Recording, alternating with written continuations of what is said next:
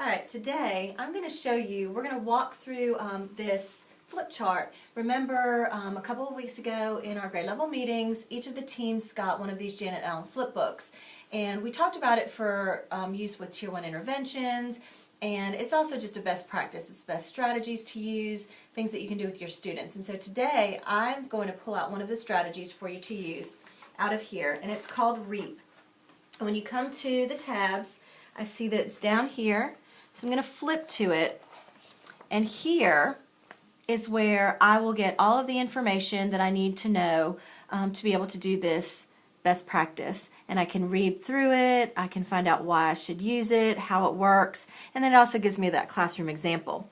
Now I know that since I'm going to be doing it, I'm also going to flip to the back of the flip book where I can actually find a blank template of that same activity that I can actually use with the students. And so that's what we're going to do today. And I actually made a copy of the form so that I could write on it while I'm doing the activity.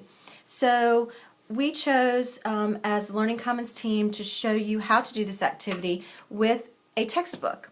And so we are going to take a journey today through South Carolina history. And one of the articles that we found in the textbook is on slave music. And this kind of stood out for us because we feel like that's probably one of those pages in the book that, gets lost because it's, the focus is not always just on that. And so it's a kind of a minor piece of text. And we thought that would be a great piece to spotlight to show you how this REAP activity works. So with that in mind, I'm going to read this excerpt about slave music, and then I'm going to show you how to fill out the form as well. Now if you come back to the form with me, I notice that the very first box says read the text, jot down the title and author. So the first thing that I'm going to do is I'm going to put in this box slave music, which is the name of the article. It also does say to find the author. Well, I know that this is a textbook, my South Carolina history textbook, and I can look at the author in the front, but I know that there's probably several contributing authors, so I don't feel that putting the author's name is very important at this moment in time. So I'm going to stick with just the title of the article, which is Slave Music. Now I see that my next piece that I'm looking for is I'm going to encode the text by putting the main ideas in my own words or language. So now I have to go back to the text so that I can actually read it and see where I'm going to go from there. So I see it says that musical was an integral part of ceremonies and festivals in West African society.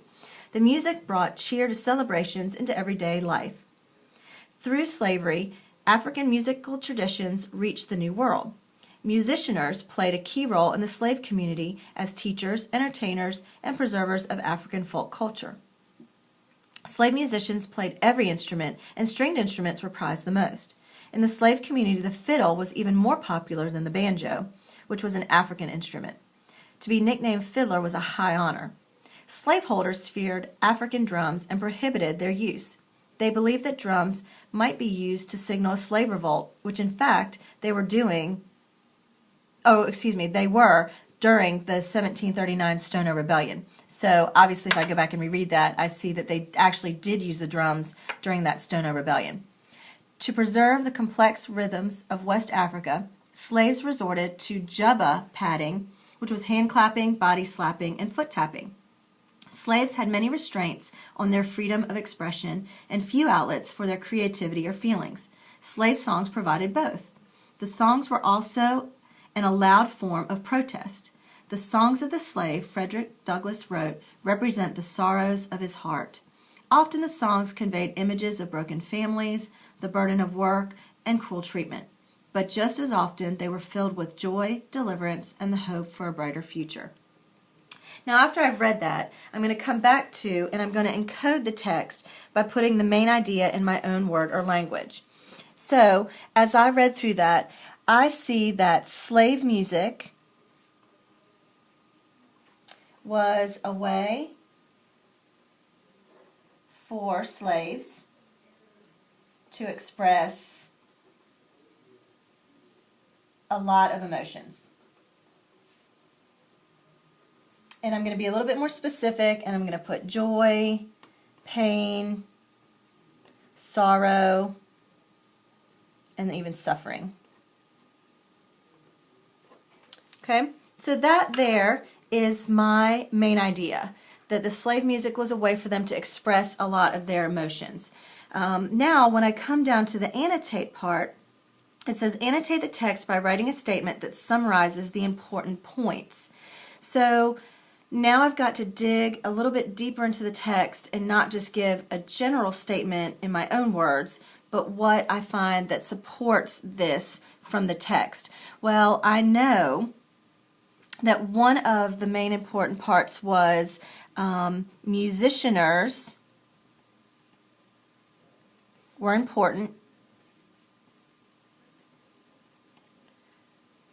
because they were able to solidify the community.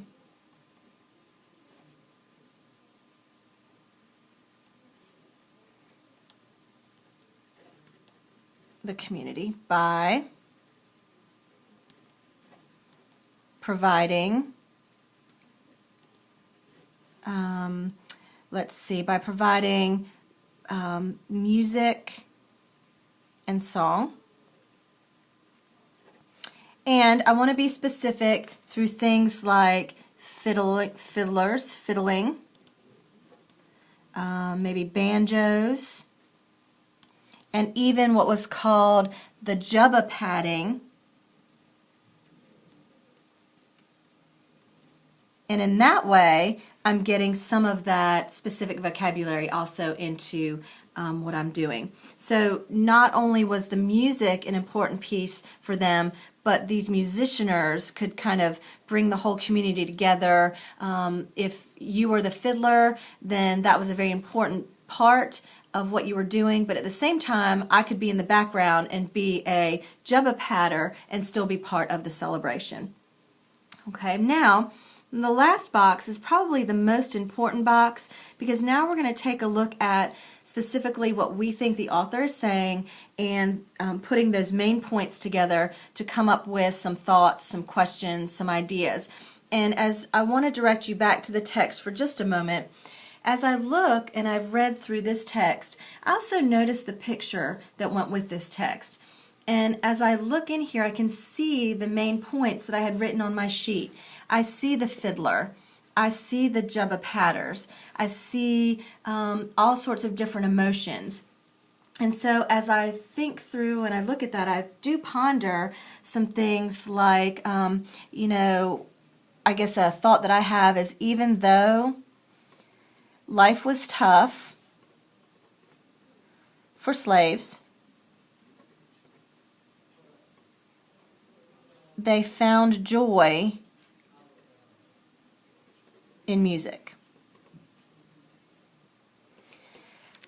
So as I look through that, I think I take from that the most the fact that even though life was so tough for them and beat them down, there was still enough joy that could be found through those songs, and that was a way for them to express their feelings, a way for them to communicate with each other, a way for them to have like something that they could call their own.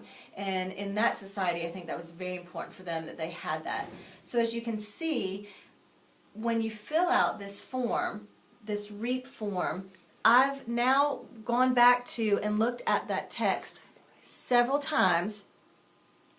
I want to take this piece of the ponder now, and I want to have the students collaborate together to talk about what they all found and what they are all pondering from this piece of text, so that we can take a look at it even more deeply. And next, what we're going to do is I'm going to let Andrea explain to you and show you a way that the students can collaborate together on this last box, where they can put their thoughts into a piece of technology. And therefore, as a group, whether it was just a small group or as a whole group, as a class, we can look at what each person brought forth from this text on their own.